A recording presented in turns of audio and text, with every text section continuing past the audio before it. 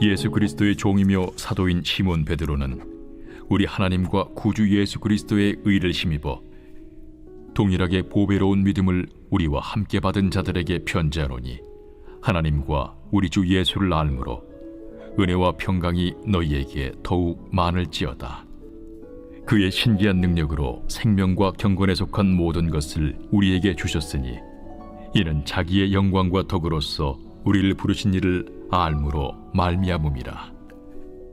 이로써 그 보배롭고 지극히 큰 약속을 우리에게 주사, 이 약속으로 말미암아 너희가 정욕 때문에 세상에서 썩어질 것을 피하여 신성한 성품에 참여하는 자가 되게 하려 하셨느니라. 그러므로 너희가 더욱 힘써 너희 믿음의 덕을, 덕의 지식을, 지식의 절제를, 절제의 인내를, 인내의 경건을, 경건의 형제 우애를, 형제 우애의 사랑을 더하라. 이런 것이 너희에게 있어 흡족한즉 너희로 우리 주 예수 그리스도를 알기에 게으르지 않고 열매 없는 자가 되지 않게 하려니와, 이런 것이 없는 자는 맹인이라 멀리 보지 못하고 그의 옛 죄가 깨끗하게 된 것을 잊었느니라. 그러므로 형제들아, 더욱 힘써 너희 부르심과 택하심을 굳게 하라. 너희가 이것을 행한즉 언제든지 실족하지 아니하리라. 이같이 하면 우리 주 곧 구주 예수 그리스도의 영원한 나라에 들어감을 넉넉히 너희에게 주시리라. 그러므로 너희가 이것을 알고 이미 있는 진리에 서 있으나 내가 항상 너희에게 생각나게 하려 하노라.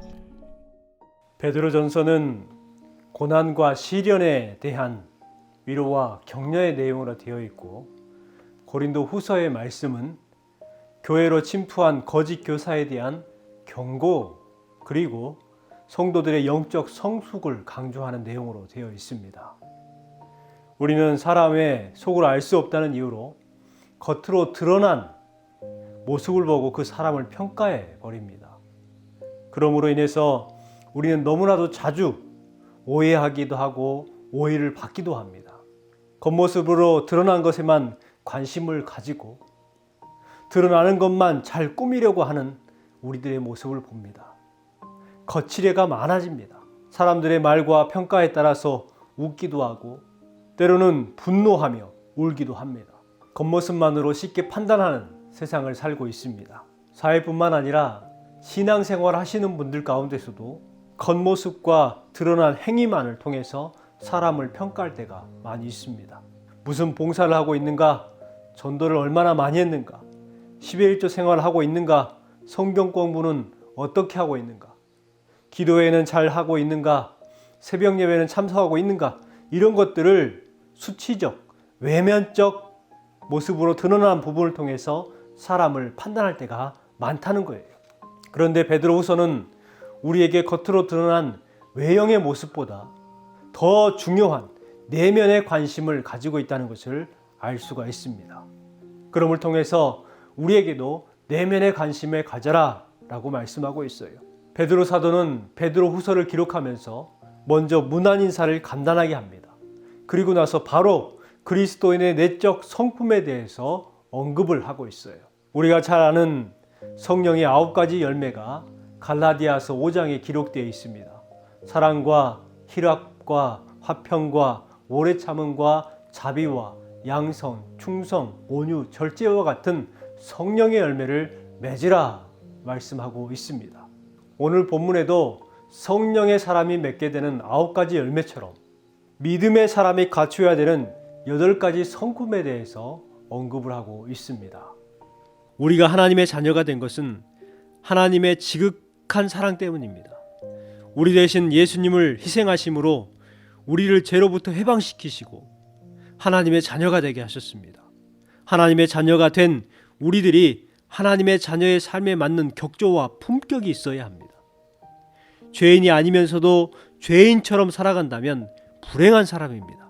그렇기 때문에 베드로 사도는 하나님의 자녀가 갖출 신성한 성품에 대해서 가르쳐주고 있습니다. 4절 말씀입니다. 너희가 정욕 때문에 세상에서 썩어질 것을 피하여 신성한 성품에 참여하는 자가 되게 하려 하셨느니라. 하나님의 자녀는 하나님의 신성한 성품에 참여하는 자가 되어야 합니다. 신성한 성품에 참여하는 자, 하나님이 거룩하신 것처럼 우리도 거룩한 성품을 가진 자로서 성숙하기를 원하시는 것입니다. 하나님이 우리에게 원하시는 거룩한 성품 8가지가 5절 이하에 기록되어 있습니다. 그러므로 너희가 더욱 힘써 너희 믿음의 덕을, 덕의 지식을, 지식의 절제를, 절제의 인내를, 인내의 경건을, 경건의 형제 우애를, 형제 우애의 사랑을 더하라 말씀하고 있습니다. 첫 번째 성품은 믿음입니다. 여기에서 믿음은 단지 지적인 인식을 의미하는 단어가 아니라 관계에서 오는 신뢰를 나타내는 단어입니다. 부모와 자식의 관계에서 가장 기초적이면서 중요한 것은 서로가 서로의 존재를 알아보는 것입니다. 가장 큰 불효는 부모에게 불순종하고 고생시켜 드리는 것이 아니라 부모를 부모로 인정하지 않는 것이 가장 큰 불효입니다. 하나님이 믿음의 백성들에게 원하시는 가장 기본적인 성품이 바로 믿음입니다. 하나님을 알아보는 것, 하나님을 하나님으로 인정하는 것, 거기에서부터 모든 것이 시작되는 것입니다. 그렇기 때문에 그리스도인들의 가장 기초적인 성품은 믿음입니다. 두 번째 성품은 덕입니다. 믿음이 있는 자가 덕이 없으면 자신이 믿음이 있다는 이유로 믿음이 연약한 자나 믿음이 없는 주위 사람들에게 쉽게 상처를 주게 됩니다. 믿음에 덕이 더해져야 그제서야 믿음은 더 큰 힘을 갖게 되는 것이죠. 세 번째 신성한 성품은 지식입니다. 믿음의 덕만 있으면 관계와 상황에 늘 휩쓸려 다니는 사람이 됩니다. 삶이 사람의 평가와 잣대에 늘 흔들립니다.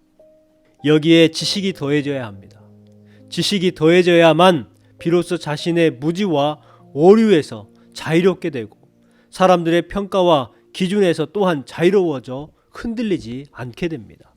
이 지식은 말씀에 대한 지식입니다.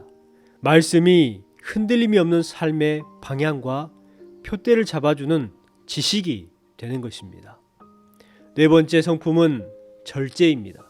말씀에 지식이 있는 성도는 감정이나 상황에 따라 크게 좌우되지 않습니다. 그리고 절제합니다. 말씀으로 나를 컨트롤하는 삶을 살아갑니다. 그것이 바로 절제죠. 다섯 번째는 인내입니다. 참 하기 어려운 것 중에 하나가 인내입니다. 제 개인적으로도 가장 어렵다고 생각되는 것이 인내입니다. 오늘을 살아가는 현대인들에게 참 부족한 것이 인내이기도 합니다. 참지 못하고 견디지 못합니다. 그런데 참고 견디는 것은 무턱대고 할 수 있는 일이 아닙니다. 하나님만과의 관계에서부터 오는 신뢰, 곧 믿음이 있어야 하고 하나님의 말씀에 대한 지식이 있어야 견뎌낼 수 있습니다. 모든 것은 다 변해도 하나님의 말씀은 변치 않으시기 때문에 그렇습니다. 주님을 향한 믿음을 가지고 주님이 말씀하실 때까지 주님의 인도하심을 기다리는 것이 바로 인내입니다.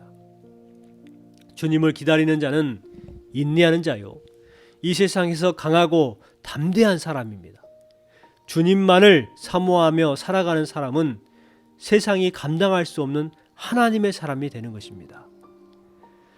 여섯 번째, 경건입니다. 경건은 단지 외모나 겉모습으로 보여지는 행동이나 분위기가 아니에요. 한순간 한순간을 하나님 앞에서 살아가는 사람의 태도입니다. 주일 예배를 드리러 올 때에 평상시와 다른 모습으로 나오는 사람은 사람들을 의식하며 살아가는 사람입니다. 그러나 하나님 앞에서 매 순간 살아가는 사람은 그것이 교회이든지 회사나 학교이든지 상관이 없이 일관된 삶을 살아가게 됩니다. 이것이 주님이 원하시는 경건의 모습입니다. 아무도 보지 않고 있을 때나 모든 사람이 지켜볼 때나 상관없이 늘 하나님 한 분 앞에서 살아가는 삶, 이것이 경건한 삶이요, 하나님이 원하시는 삶입니다. 이와 같이 성품에 대한 말씀을 이야기를 하시는 것은 5절부터 9절의 말씀처럼 믿음으로 시작해서 사랑으로 열매를 맺는 삶을 살아가라는 말씀입니다. 신성한 성품에 참여함으로 복을 받는 자들은 그의 생활 가운데에 믿음에서 덕을, 그리고 덕에서 지식을, 지식에서 절제를, 절제에서 인내를, 인내에서 경건을, 경건에서 형제 우애를, 형제 우애에서 사랑을 더하도록 힘써야 합니다. 이와 같은 삶을 위해서 힘쓰며 살아가는 사람은 예수 그리스도를 알기에 게으르지 않고 열매 없는 자가 되지 않습니다. 신앙의 성장을 위해서는 이러한 요소들이 골고루 필요합니다. 이 중에 한 가지가 부족해서 영적 성장에 방해를 가져오는 경우가 있어요.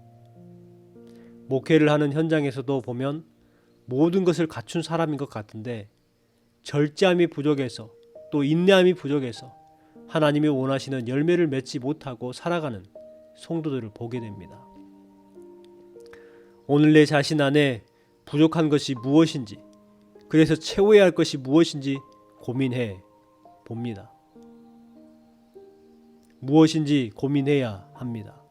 그래서 내 자신은 물론 다른 사람의 영적 성장을 도울 수 있도록 나의 믿음이 사랑을 실천하는 데까지 계속해서 성장하도록 노력하는 삶을 살아야 합니다. 여러분의 삶 가운데에 신성한 성품이 하루하루 달라지고 성장할 수 있는 믿음이 되시기를 주님의 이름으로 축원합니다.